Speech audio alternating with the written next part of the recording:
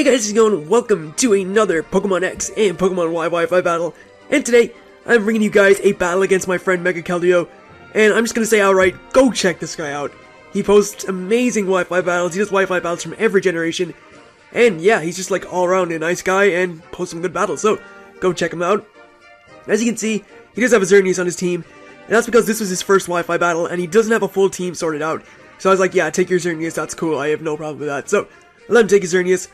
And yeah, I'm just bringing some, like, random stuff. A team that's incredibly weak to ice now that I look at it. But, yeah, it's not too bad. So, his team is pretty good. He's got a lot of very good Pokemon. I have some decent Pokemon of my own. But yeah, we're just going to get on into this battle. And honestly, I'm going to say this is probably the best battle I've had so far since I started Gen 6 Wi-Fi battling. So, hopefully you guys will enjoy it. And yeah, let's get into this thing, I guess.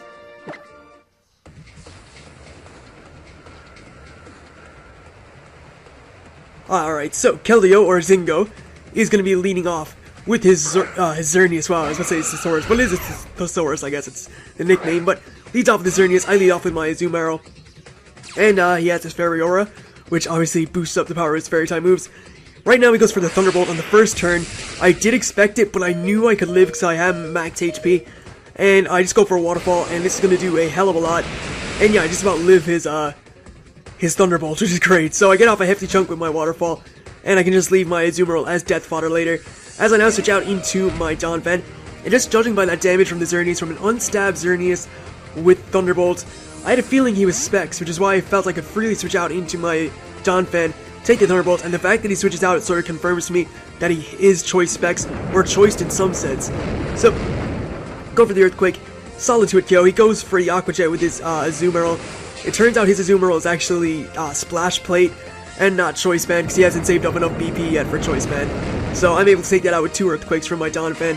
He's actually like gotten a surprising amount of kills in Wi-Fi battling so far, but goes out to his Xerneas. I don't have a free switch into this thing, so I figure, hey, I'm just going to sacrifice my Donphan here and get knocked out by Moonblast. He has nothing set up hazards, so that's mainly what my Donphan's for. It's mainly for Rapid Spinning and taking some hits, but yeah, he's just going to take me out with the Moonblast, which is fine. As I now go out into my Lucario, make a big mistake here. I go for the Mega Evolution, and this part here just confirms to me that he's Choice Specs, because I believe he does go for the Moonblast, and that just straight up kills me, and I die. Yeah, straight up kills me and I die, but it is a neutral hit. I totally overlooked that as well. I thought it would be not very effective, but it slipped my mind, and it was just a neutral hit. Straight up kills my Lucario. I can't even do anything with it, so that was awful, but watch my Mammoth Swine. Should have went to this thing in the first place, because I could have threatened with the Ice Shard. But I know he's going to fear the Ice Shard, so I decided I'm going to go for the Earthquake on the switch into his Snorlax and get off some decent damage. And as you guys can see here, it is going to be a 3-hit KO by the looks of it. And yeah, just go for another Earthquake, take him down to where one more hit will take him out. As he goes for the Power Up Punch, I was actually afraid at how much this would do, but it only does about 50, so it's not that bad. I'm able to take that pretty kindly, and I'm able to knock him out with another Earthquake. I guess he didn't see much use for his Snorlax here, but yeah. So I take that out with my Mammoth Swine, as he now goes out into his Talonflame, and because I have my Azumarill left just in the back, I'm like, screw it, it only has like 27 HP left, so I'm going to send that out and let it die to a Flare Blitz, even though it could have been helpful, I guess, with, well, actually, depending on if he's like Gale Wings, I think he may have been, I mean, he could have swim for like a Brave Bird or something, and that would have killed me, so I wouldn't have gotten like priority with Aqua Jet or anything if I ever wanted to switch it in, so just let that die. And now I'm going to switch out into my Garchomp. As I know I can take a hit, I can take a Brave Bird, I can take a Flare Blitz, and I do pack the Rock Slide on this thing, specifically for Talonflame or for Togekiss.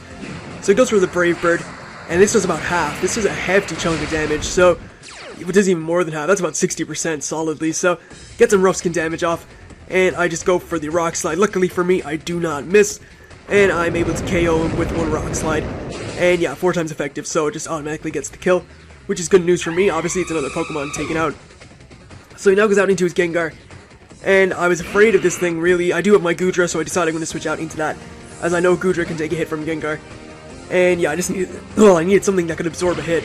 So, yeah, I got into my Goodra, as he Mega Evolves into Mega Gengar, and that puts me in a horrible position here, because, yeah, I can't switch out from my Goodra, because, it has Shadow Tag.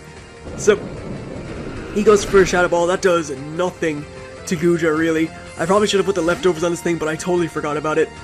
As he now goes out into his Dragalgi, or whatever, Dragalga, whatever it's called, I go for Dragon Pulse. And considering this thing has a lot of special defense, this does a lot, considering I have no investment on my Goodra. So I was actually surprised at how much it did. It did a decent chunk. I was actually pretty happy with that. As he gets his leftovers recovery, I probably would have put Black Sludge on it, because it is poison type. And you could have your leftovers on something else. But switch out to my Garchomp, as I need something to take it, as he goes for a Dragon Tail. And it turns out I actually live with 12 HP. And you're going to see that's very important. So he goes, well, he gets hurt by the Rough Skin. I get forced out.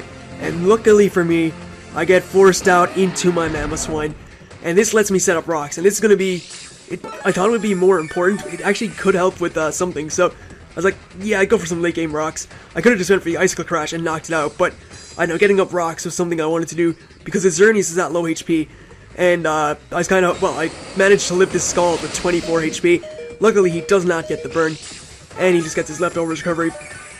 I am able to go for the Icicle Crash, and just knock this thing out. So, yeah, Mamoswine, as always, just doing all this work, and takes out this Dragalga, or Dragalgi, however you want to say it. Just gets knocked out cleanly by one, and I was actually really happy with that. So he goes out now to his Gengar.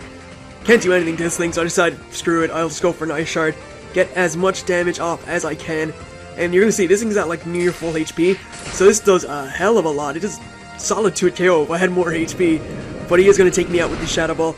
And yeah, I'm pretty much forced to go out into my Goodra, because obviously my Chomp is not going to be able to outspeed that thing.